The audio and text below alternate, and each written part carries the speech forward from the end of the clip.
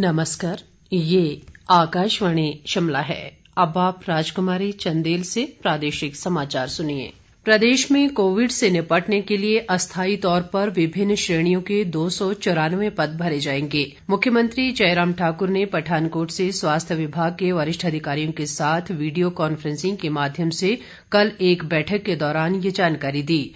उन्होंने कहा कि कोविड-19 महामारी से निपटने के लिए सभी मेडिकल कॉलेजों, शिमला और धर्मशाला के जोनल अस्पतालों, रोहडू व रामपुर के नागरिक अस्पतालों को आउटसोर्स आधार पर अस्थायी तौर पर विभिन्न श्रेणियों के पद भरने के लिए अधिकृत किया है। उन्होंने कहा कि अस्थायी तौर पर श्रम शक्ति तैनात करने के लिए अगले वर्ष 31 मार्च तक का समय तय किया गया है। गृह मंत्रालय ने कोविड की निगरानी, रोकथाम और सावधानी के संबंध में नए दिशा निर्देश जारी किए हैं जो 1 दिसंबर से प्रभावी होंगे और 31 दिसंबर तक लागू रहेंगे। राज्यों और केंद्र शासित प्रदेशों को स्वास्थ्य मंत्रालय के निर्धारित दिशा निर्देशों को ध्यान में रखते हुए जिला अधिकारियों द्वारा कंटेनमेंट जोन का सावधानीपूर्वक सीमांकन सुनिश्चित करना होगा।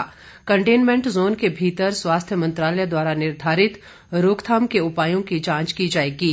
कंटेनमेंट जोन में केवल आवश्यक गतिविधियों की ही अनुमति दी जाएगी। चिकित्सा आपात स्थिति और आवश्यक वस्तुओं तथा सेवाओं की आपूर्ति को बनाए रखने के लिए इन क्षेत्रों में या उससे बाहर के लोगों की आवाजाही प्रतिबंधित होगी।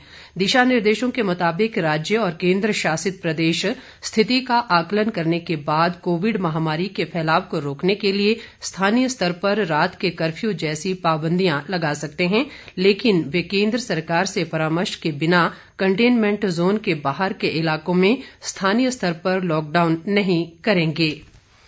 प्रदेश में कोरोना मामलों की संख्या बढ़कर 36,566 तक पहुंच गई है। पिछले 24 घंटों के दौरान प्रदेश में कोरोना के 837 नए मामलों की पुष्टि हुई है। इनमें सर्वाधिक 194 मामले शिमला जिला में सामने आए हैं। इस दौरान 99 संक्रमित लोग स्वस्थ भी हुए हैं। स्वास्थ्य विभाग द्वारा जारी बुलेटिन के अनुसार मौजूदा समय में प्रदेश में कोरोना के 7,875 सक्रिय मामले हैं। राज्य में कोरोना से अब तक 575 लोगों की मृत्यु हुई है।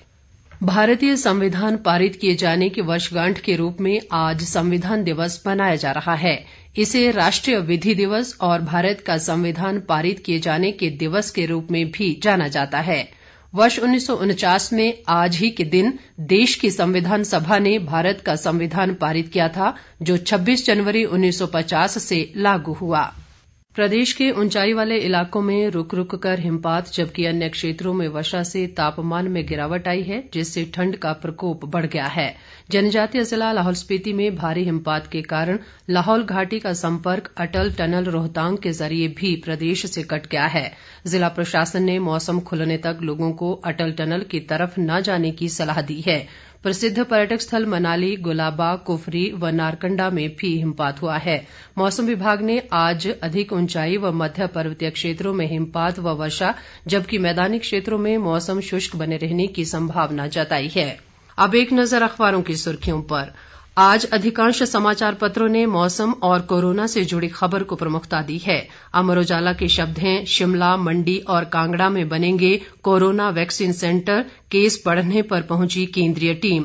पंजाब केसरी के शब्द हैं, कानूनगो सहित 13 लोगों की कोरोना से मौत, 837 पॉजिटिव। आपका फैसला ने लिखा है, प्रदेश में 9 और कोरोना संक्रमितों ने तोड़ा दम। बर्फबारी की खबर को पंजाब केसरी ने शीर्षक दिया है, भारी हिमपात के बाद अटल टनल सैलानियों के लिए बंद। दिव्य हिमाचल के शब्द हैं, भारी बर्फबारी ने रोके अटल टनल के रास्ते। हिमाचल दस्तक और अमर उजाला का लगभग एक जैसा शीर्षक है, बर्फबारी से लकदक हुई चोटियां, निचले क्षेत्रों में बारिश। हाईकोर्ट ने सरकार से पूछा, कोविड सेंटर में ऑक्सीजन की कमी दूर करने के लिए क्या किया। दैनिक भास्कर की एक खबर है। इसके साथ ही ये समाचार बुलेटिन समाप्त हुआ। नमस्कार।